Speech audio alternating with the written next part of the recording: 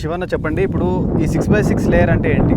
So 6x6లో basic ఏం వస్తాయంటే bro, మనకి ప్రతి 6 ఫీట్ ఒక కంది ఉంది చూడండి. ఓకే, ఇది కంది బ్రో.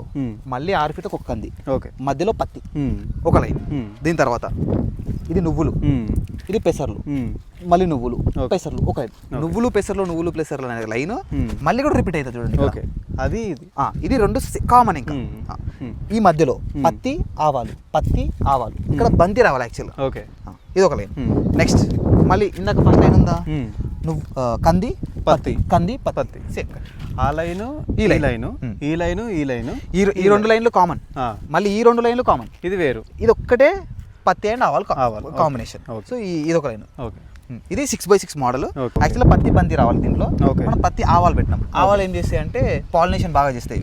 మనకు ఫ్లవర్స్ వస్తాయి కదా, తేనెటీగలు తుమ్మెదలు అవన్నీ మంచిగా వచ్చి అట్రాక్ట్ అయితే పాలినేషన్ బాగా జరుగుతుంది. దానికోసం పెట్టుకున్నాం. దీంట్లో కంది మనకి నైట్రోజన్ ఫిక్స్ చేస్తుంది. కంది అంటే పెసర, నేచురల్ గా నైట్రోజన్ ఇవ్వాల్సిన అవసరం లెగ్యూమ్స్ కాబట్టి. లెగ్యూమ్స్ కాబట్టి. సో దీంట్లో ఏంటి, మనం ఇప్పుడు ఏం స్ప్రే చేస్తాం, ఇది పెట్టేసి ఆల్మోస్ట్ 15 days అయింది. సారీ 15 to 25 days అయిపోయింది ఆల్మోస్ట్ అటు ఇటుగా.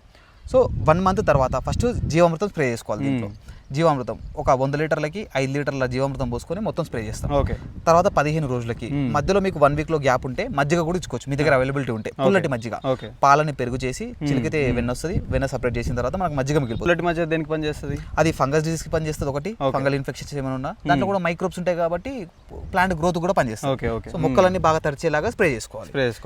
ఈ 6x6 మోడల్ మీరు ఎంత విస్తీర్ణంలో వేసారు? ఇది 1 acre ఉంది. 1 acre లో వేసారు. 1 acre లో వేసాం. ఓకే. సో దీంట్లో మళ్ళీ నెక్స్ట్ ఏం చేస్తామంటే 1 month తర్వాత స్ప్రే చేస్తాం జీవామృతం. 15 days తర్వాత ఇంకొకసారి 10 లీటర్ల జీవామృతము 150 liters వాటర్ కలుపుతాము. వాటర్ కలిపి మళ్ళీ ఇంకొకసారి స్ప్రే చేస్తాం. ప్రతి 15 రోజులకు ఒకసారి జీవామృతం రేషియో పెంచుతూ వెళ్ళాలి. 100 liters 5 liters, మళ్ళీ 10 liters 150 liters, మళ్ళీ 10 liters 200 liters.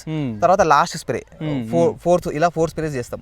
5th స్ప్రే వచ్చేసి సప్తగింజల కషాయం. సప్తగింజలు 7 రకాల గింజలు ఉంటాయి. అది పాలేకర్ గారి వీడియోస్ లో చూసి తెలుస్తుంది మీకు. 7 రకాల గింజల్ని 2 times స్ప్రే చేయాలి. 15 రోజులు గ్యాప్ ఇచ్చి. అది దేనికి పని చేస్తుంది? అది గ్రోత్ కే. అది ఇవి కంకి దశలో ఉంటాయి. మీరు 6th స్ప్రేకి వెళ్ళేసరికి పాల దశలో అంటాము. కంకులు పాల దశలో ఉంటాయి. అప్పుడు అవి మంచిగా రావడానికి, మంచి గింజ గట్టితనం రావడానికి growth promoter, instant growth promoter గా పనిచేస్తాం. సో అది స్ప్రే చేస్తాం.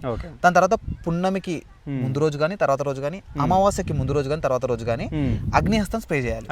అగ్నిహస్త్రం ఇప్పుడు ఏదైనా పురుగు కనిపించినా, ఏదైనా ఆకు తింటున్నట్టు అనిపించినా కూడా అగ్నిహస్త్రం స్ప్రే చేయడం వల్ల ఏంటంటే ఏవైతే గుడ్లు ఉంటాయో అవి గుడ్లు పెడతాయి కదా, ఆ గుడ్లని చంపేస్తాయి. ఏ గుడ్లైనా సరే. సో దాని వల్ల మనకి ఏమైతుంది, ఇంకా పురుగులే అటాకే జరగదు. ఉన్న పురుగులు ఇప్పుడు ప్రకృతి వ్యవసాయంలో ఏంటంటే దేన్ని చంపం మనం, దేనైనా అవాయిడ్ చేస్తాం. సో ఇది జరిగిపోతుంది.